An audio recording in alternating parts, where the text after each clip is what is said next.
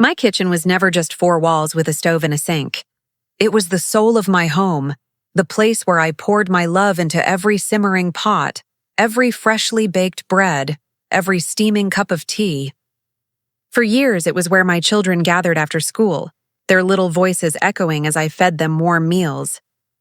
And even now, though they are grown, that kitchen still carried the aroma of my traditions, my history, my heart. But everything began to change the day my son brought his new wife into our house. I welcomed her with open arms, believing she would be like the daughter I never had. I thought we would share that kitchen, side by side, like mother and daughter, laughter rising along with the steam of boiling curries. I thought she would learn from me, and maybe I could even learn a thing or two from her. But I was wrong. Her eyes scanned the kitchen like a conqueror surveying new land. She didn't see memories or love or history in those cupboards. No, she saw control. And one morning, as I stood preparing breakfast, she walked in, her voice cold and sharp, and said words that cut deeper than any knife. "From now on, this kitchen is mine." For a moment, I thought I had misheard her. I looked at her face, waiting for a smile, a laugh, some sign that she was joking. But her lips curled in satisfaction, not kindness. She meant every word. I felt the ground shift beneath me. Mine? How could she call it hers? This was the same kitchen where I had stood for decades, feeding not only her husband, but the family she married into. Every corner held a piece of me. Every shelf knew my hands. Yet here she was, stripping me of my place in my own home. I tried to reason with her gently, my voice trembling. "Beta, this kitchen has always been mine to manage. We can share," but she cut me off. "You've done enough. Times have changed. From now on, I'll be handling the meals. You just rest."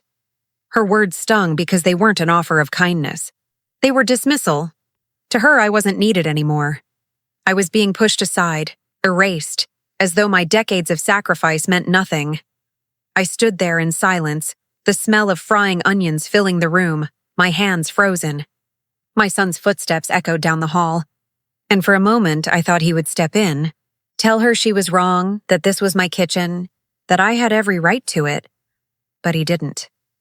He simply walked past, kissed his wife's forehead, and sat at the table, oblivious to the storm tearing through my heart. That morning, I realized something chilling. I was no longer the queen of my own home. I was just a guest. And though I forced a smile, hiding the tears burning in my eyes, I knew this was only the beginning. From that day forward, my mornings grew quieter and colder. Where once the kitchen sang with the clatter of pots and the aroma of spices, it now echoed with my silence. I would sit in the corner of the living room, hands folded in my lap, as my daughter-in-law moved around my kitchen with the confidence of someone who believed she had won. At first, I tried to stay close. I would peek in, offering a gentle word. "Add a little cumin, it will bring out the flavor," I'd suggest.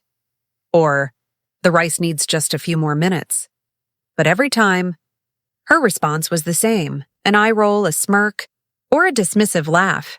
"Your way is too old-fashioned," she said once, loud enough for my son to hear. "These recipes belong to another century." My son chuckled awkwardly, choosing not to meet my eyes. That hurt more than her words. Day after day, I found myself pushed further back, until I was no longer welcome in the kitchen at all. She didn't need to shout or slam doors. Her little barbs were enough to make me understand. And so, I began watching from the dining table as she served her dishes with pride, as if she were proving a point with every bite. Family meals, once filled with warmth and laughter, turned into performances. She placed the dishes down with a flourish, waiting for compliments. My son praised her endlessly. "This is delicious, just like a restaurant." My grandchildren clapped their hands, excited at the bright colors and fancy garnishes, and I smiled, always smiled.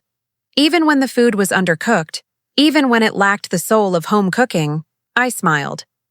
Because what else could I do? My opinion no longer mattered. I swallowed my words the way I swallowed each bite, tasteless and heavy, pressing like stones in my chest. But inside, I cried. Silent tears hidden behind forced laughter rolled down the walls of my heart. The kitchen, my pride, had been taken from me. But worse, my family's taste for my love had been stolen too. Still, I watched closely. Every insult she slipped between her sweet words, every mocking glance she shot in my direction. She didn't need to say it outright. I could hear it in the silence of the table. I was no longer the provider, no longer the nurturer. In her eyes, I was nothing more than an old woman taking up space. Yet my heart refused to give up. Even as she pushed me aside, I found myself remembering the laughter of my grandchildren when I baked them warm parathas. The way my son once told me, "Nobody cooks like you, Ma." Those memories burned inside me like embers, reminding me that my love still lived in every corner of that home, whether she admitted it or not. One evening, as we sat down for dinner, she brought out a dish that looked beautiful but lacked taste. My grandchildren poked at it, forcing bites but leaving most untouched. I could see their little faces searching for comfort, something familiar, something they missed but couldn't name. And then, one of them whispered softly, thinking no one could hear, "I wish Dottie cooked today." My daughter-in-law's smile froze. Her eyes flicked toward me, sharp as knives, and in that moment, I knew she had heard it too. The mask of control she wore slipped for just a second, and beneath it I saw what she feared most: comparison. She knew, as much as I did, that no matter how many spices she scattered, no matter how modern her dishes looked, there was something she could never replicate: the love that came from a mother's hands. I held my tongue, not wanting to fan the flames, but inside something stirred. The humiliation had wounded me deeply, yes, but now a seed of quiet strength began to grow. She thought she had erased me, but perhaps, just perhaps, my place in this family was not gone forever, because while she controlled the kitchen, she could not control their hearts. That single whisper from my grandchild, "I wish Dottie cooked today," should have been small, innocent, fleeting. But in my daughter-in-law's mind, it grew like poison ivy. I could see it in the way her eyes narrowed, in how her lips tightened whenever she looked at me after that night. From then on, the air in the house shifted. She began planting seeds, not in the soil of love, but in the cracks of doubt. She didn't attack me directly, no. She was far too clever for that. Instead, she wrapped her words in concern, in false sweetness, always making sure my son was listening. "Your mother works too hard, don't you think? She shouldn't stress herself with chores at her age." At first, it sounded thoughtful, caring even. My son nodded, touched by what he thought was kindness. But slowly, those words sharpened. "She forgets things sometimes, doesn't she? Yesterday, she almost added salt twice to the tea. What if she makes a mistake one day? It could be dangerous." Each sentence was a drop of poison, slowly clouding the water. I saw my son's expressions change, from confidence in me to subtle doubt, from pride to hesitation. One evening, I overheard her whispering again, her voice soft, almost tender. "She's done so much, but maybe it's time for her to just rest. Let us take care of things now. Don't you think she deserves that?" But behind those words, I could hear the truth. She didn't want to care for me. She wanted to erase me. My son began echoing her lines, though he didn't realize it. "Ma, you shouldn't be moving around so much. Why don't you sit down? You've worked enough all your life." At first, I smiled faintly, grateful he thought of me. But soon, I realized these weren't his words. They were hers, planted in his mind like weeds. The distance between us grew. Small at first, a skipped conversation here, a forgotten hug there. But slowly, it became a wall. The boy who once ran into my arms, who once told me my cooking was the taste of his childhood, now looked at me as though I were fragile glass, one wrong move away from breaking, and all the while, she stood by his side, her hand looped around his arm, her eyes triumphant, the betrayal cut deep, not because my daughter-in-law was cruel, but because my own son, my blood, my heart, was starting to believe her. One night, as I folded laundry in my room, I heard them speaking just outside the door. My son's voice was uncertain, almost guilty. She has always managed the house. It feels wrong to take that from her. And her reply, smooth as silk, dripped with calculated sweetness. You're not taking it from her, love. You're protecting her. Isn't that what a good son does? Silence followed. And in that silence I knew. She had won him over. That night I lay awake staring at the ceiling, the weight of my life pressing down on me. I had never asked for much, not riches, not luxuries. All I wanted was to serve my family, to love them through the meals I cooked, the care I gave, the warmth I carried in my hands. And yet now, even that was being stolen. The next morning, my son spoke to me gently but firmly. Ma, you should rest more. Don't worry about the house. We'll handle things from now on. His words were meant to be kind, but they pierced my heart like daggers. He didn't see it. He didn't see the shadow standing behind his words, smiling in victory. I nodded, swallowing the lump in my throat, and retreated into silence. But inside, something cracked. My home no longer felt like mine. My kitchen had already been taken, and now, my son's loyalty was slipping from my grasp. As I sat by the window that evening, watching the sun sink below the horizon, I whispered to myself, if my son cannot see the truth, then who will? And though the night grew dark, a fire lit quietly within me. If she thought she could erase me from my own home, she was mistaken. For love, no matter how buried, always finds a way to rise. Days turned into weeks, and the walls of my home began to feel like a prison. I moved through the halls like a shadow, careful not to disturb, careful not to anger. My daughter-in-law had tightened her grip on the house, and my son, my own flesh and blood, walked in step with her, blind to the storm she was stirring inside me. I swallowed insult after insult, always with a smile, always in silence. But silence has a limit. Even the calmest river, when blocked too long, will one day break its banks. That breaking point came on an evening I will never forget. My daughter-in-law decided to host a dinner for some of her friends, without telling me. I only discovered it when I walked into the living room and saw the table being set with expensive cutlery I had bought years ago, now displayed as though they had always belonged to her. The kitchen roared with noise, laughter, clattering dishes, her voice commanding the servants, ordering this and that as though she were the lady of the house. I stood in the doorway for a long moment. Unseen, the smell of spices drifting out, none of them mine, none of them carrying the warmth of tradition. When the guests arrived, I tried to greet them politely, but my daughter-in-law swept in before I could finish. Her arm linked with one of the women. Oh, don't mind her. She laughed lightly, pointing in my direction. She likes to fuss over things, but I've taken all that responsibility now. The words were casual, but the meaning behind them sliced into me. I've replaced her. As we all sat at the table, she took her seat at the head, my place, the spot I had always held at family meals. I moved to sit at the side, my heart pounding, forcing myself to breathe evenly. The dishes arrived, steaming and bright, arranged to impress. Her friends oohed and awed, praising her talent. She glowed with pride, drinking in their admiration. And then, as I reached for a spoon to serve myself, she leaned across the table and said, loud enough for everyone to hear, please, let me handle it. You'll only spill. It's best if you just relax, Ma. Laughter erupted around the table. Not cruel, perhaps, but careless. Still, it burned me all the same. My hands trembled as I withdrew, my face stiff with a smile that wasn't real. Inside, I was shattering. She hadn't just dismissed me. She had humiliated me in front of strangers, stripping me of dignity in my own home. I excused myself quietly, slipping away from the table. No one stopped me. No one even noticed. The voices carried on behind me, muffled through the walls as I climbed the stairs, each step heavier than the last.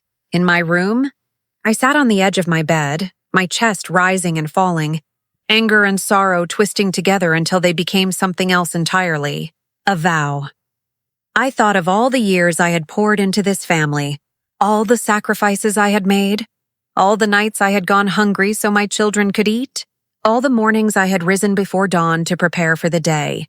And now, to be cast aside, mocked, humiliated. No, I would not let her erase me. Tears slid down my cheeks, hot and unrelenting, but beneath them, a fire was building. For the first time, I didn't just feel hurt. I felt resolve. She thought she had won. She thought by silencing me, by turning my son against me, by claiming my kitchen, she had stripped me of power. But she was wrong, because love is not so easily buried, and respect, once lost, is not so easily regained. As laughter drifted up from the dining room, I whispered into the quiet of my room, "This is not the end." She will see. She will see who I am. And though I was alone, a strange strength pulsed through me. The boiling point had come, and with it, the promise of change. That night, as I sat alone in my room, my tears dried into something far stronger, resolve. I had spent weeks swallowing humiliation, living as a guest in my own house, watching my daughter-in-law parade around as if she had erased my existence. But she had forgotten one thing: roots run deep. And the roots of this home were mine. My revenge would not come with shouting, nor with cruel words. No, my revenge would come with silence, patience, and the very weapon she had stolen from me, my kitchen. The opportunity arrived sooner than I expected. One morning, my daughter-in-law announced she was meeting friends at the club. She left with her head high, confident as always, her heels clicking across the marble floor like the sound of victory. But the moment the door closed behind her, I rose. My feet carried me to the kitchen as if they remembered every step, every corner, every shelf. The moment I entered, my heart surged.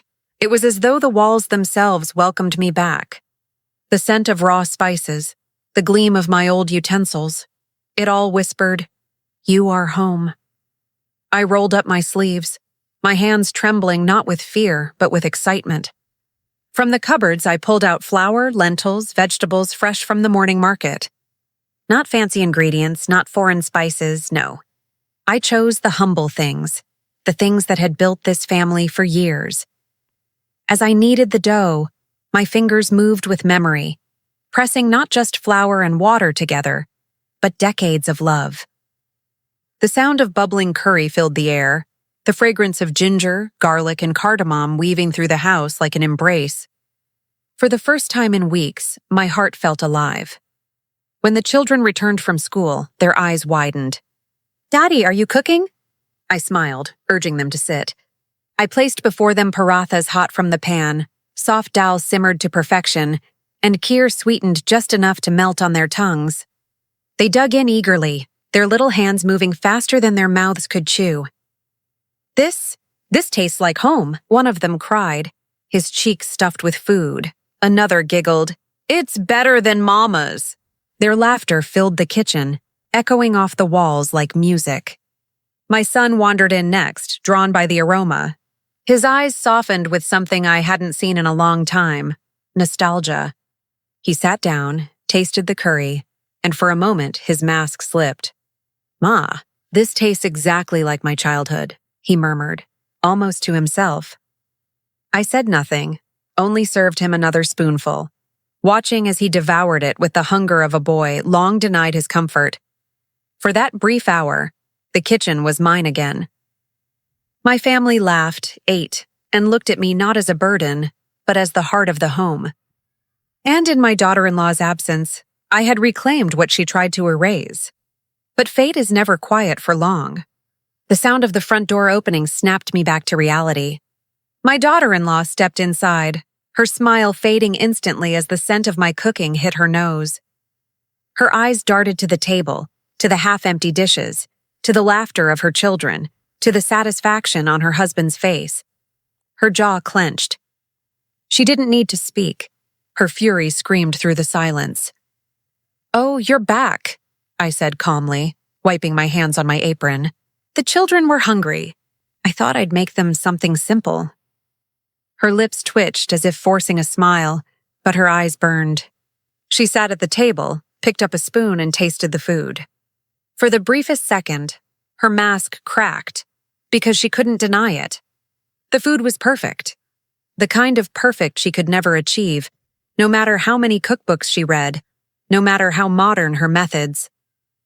The children rushed to her side, chirping, "Mama, Dottie's food is so tasty!" We missed it. Her hand tightened around the spoon until her knuckles whitened. She said nothing, only forced down another bite, her pride warring with her taste buds. And in that silence, I knew I had won a small victory.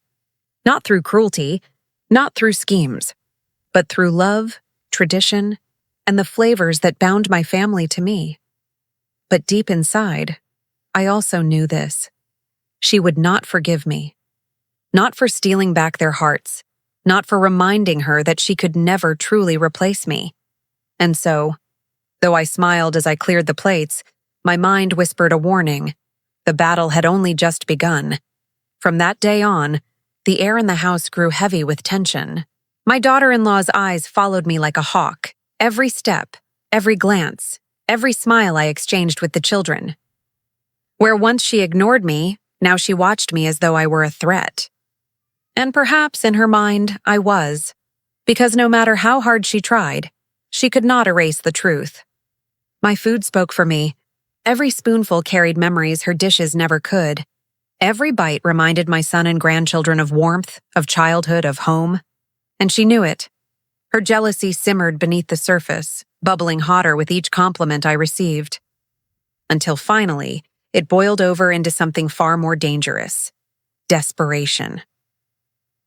It happened on a Sunday afternoon when relatives were visiting. The house buzzed with chatter, the dining table groaning under platters of food. I had spent the morning quietly preparing a few dishes, dal, pulao, and a dessert the children loved, while pretending to stay out of the way. But I saw her, out of the corner of my eye, hovering near the stove. Her movements were quick, sharp, her face twisted with something she thought was hidden. I knew that look. Jealousy had turned into spite. When everyone gathered to eat, she served the dishes with her usual flourish, masking her tension with a smile too wide. My family dug in eagerly, praising the spread. But then whispers began. A cough here, a frown there. My son's fork paused midair. "This tastes strange," one of the guests murmured. My son looked at his plate, confusion clouding his face. He turned toward me. "Ma, did you—" Before he could finish, my grandson piped up, innocent and loud. "But Dottie's food was perfect when we tasted it earlier." The room fell silent. My daughter-in-law's smile cracked. All eyes turned to her, and in that stillness the truth began to unravel. I sat quietly, my hands folded in my lap, watching. I hadn't accused her, hadn't said a word, but the unease in her face spoke louder than anything I could have uttered. My son narrowed his eyes, suspicion dawning. "What happened to the food then? It was fine earlier. Why does it taste spoiled now?" Her hand shook as she reached for a glass of water. I don't know. Maybe it was a mistake. But children, they do not lie.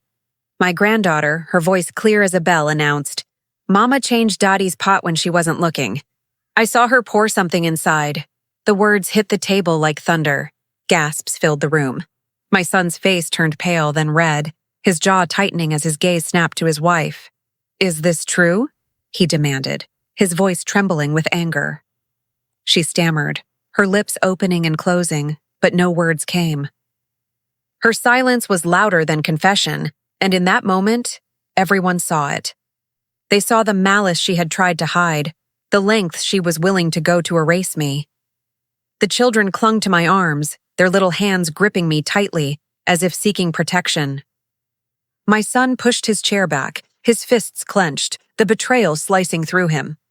"You tried to poison the respect of this family with lies and cruelty." Tears welled in my daughter-in-law's eyes, but they weren't tears of guilt. They were tears of being caught.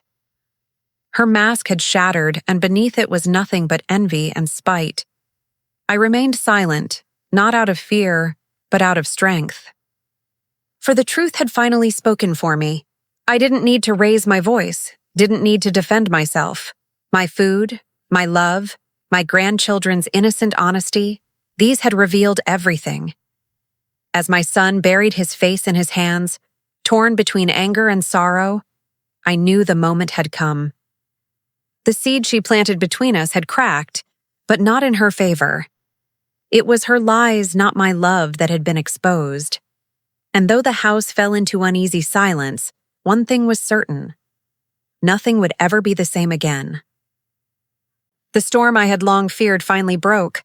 It began on a quiet afternoon, when the sun streamed through the curtains and filled the dining room with warmth that contrasted bitterly with the cold silence in our family. My son sat at the head of the table, his face heavy with confusion, his eyes darting between his wife and me. I had just set down a dish, prepared with my own hands, when she slammed her palm against the table. "Why are you interfering again?" she hissed, her voice sharp enough to slice through the air. "This is my kitchen. You promised to stay out of it." The words stung, but I stood tall. For too long, I had bowed my head, swallowed my pain, and hidden my tears. Not anymore. Before I could answer, my son raised his hand. His face was pale, but his voice trembled with something I had not heard in a long time. Anger. Not at me, but at her. "Enough," he said. "I'm tired of this." His wife blinked in shock, clearly not expecting resistance. She tried to recover quickly, turning her fury toward him. "You're really going to take her side? After everything? She's manipulating you." My heart squeezed painfully. I didn't want a fight between them, but the truth had been buried long enough, and my son, my own flesh and blood, had been blinded too long. "Stop lying," he said, his voice firmer now. "I've seen it with my own eyes. You tried to ruin her dish. You told the children not to eat her food. You turned me against my mother in my own home." His fists clenched on the table. "But no more. This ends now." The room froze. She stammered, trying to deny it. But the children, my sweet grandchildren, chimed in with innocent honesty. "Mama said we shouldn't eat Grandma's food," one of them admitted softly. "But we like Grandma's food best," the youngest added, his little voice breaking the tension like a knife through glass. Tears burned my eyes, not from pain this time, but from the raw truth finally spilling into the open. My daughter-in-law's face drained of color. She sputtered excuses, her words tangled, her composure cracking. "They're just children, they don't understand." But my son cut her off. His voice boomed with a finality that silenced everyone. "This is my mother's house. This kitchen belongs to her as much as it belongs to anyone. Without her, none of us would even be here. From this day forward, you will show her the respect she deserves, or you will answer to me." Her lips trembled, her eyes glistening with shame. The power she once wielded crumbled in an instant, leaving her small, almost fragile. For the first time, she had no weapon, no defense. She lowered her head, her voice barely a whisper. I didn't mean..." But the apology hung hollow, fragile as thin glass. The damage had been done, and the truth had already shattered the mask she had worn for so long. I sat quietly, my heart heavy, yet strangely light. Justice had finally been spoken aloud, not by me, but by the son I had raised. And though victory pulsed faintly in my chest, a question lingered in the air, unspoken but undeniable. Could this family ever truly heal after so much betrayal? The answer would only come in what happened next. The days that followed the confrontation were quieter than I had ever known. The house, once filled with sharp words and hidden battles, now breathed with a silence that felt almost cleansing. My daughter-in-law withdrew into herself, no longer storming through the kitchen or issuing commands with that proud tone. She avoided my eyes, her shoulders heavy with guilt, and though her words of apology had been faint, I could see shame working its way through her heart. My son kept close to me in those days, as though trying to mend years of wounds in a matter of moments. He would linger in the kitchen doorway, watching me cook, sometimes even rolling up his sleeves to help chop vegetables the way he used to when he was a boy. And in those quiet moments, I could see his heart softening, finally recognizing that the traditions he once dismissed were not chains holding him back, but roots keeping him grounded. One evening, as I stirred a pot of lentils fragrant with spices, the children bounded in, their laughter spilling like sunlight across the tiled floor. Grandma, can we help? They cried, their small hands reaching eagerly. I guided them gently, letting them sprinkle salt, knead dough, and shape rotis. Their giggles echoed through the walls, and I felt something deep inside me stir. The sense of belonging that had nearly been stolen, now blooming stronger than before. It was then that my daughter-in-law entered. She stood in the doorway, her eyes glassy, her lips pressed tight. For a moment, I feared more conflict. But then she stepped forward, her voice trembling. May I help too?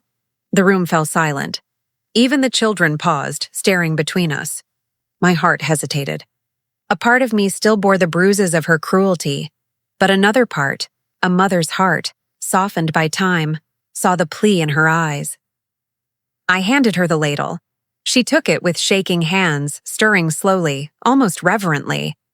I was wrong, she whispered, barely audible. This kitchen was never mine to take. I only wanted to prove myself, but I lost sight of respect. Of love? Her words cracked as tears rolled down her cheeks. I did not rush to forgive, nor did I wound her with silence. Instead, I placed my hand over hers, guiding the ladle with her. This kitchen belongs to all who enter it with love, I said softly. Let it never be a place of pride or cruelty again. Her tears fell freely then, and my son stepped forward, wrapping his arm around us both. The children, too young to understand the depth of what had passed, cheered simply because everyone was finally smiling. That night, as we sat together sharing a meal, my recipes blending with her touches, tradition and modernity no longer in battle but in harmony, I felt peace return to the home. The kitchen, once a battlefield, was now a sanctuary again, and I realized the true ingredient that binds a family is not control, nor pride, but respect. Seasoned with love, it nourishes not just the body, but the soul.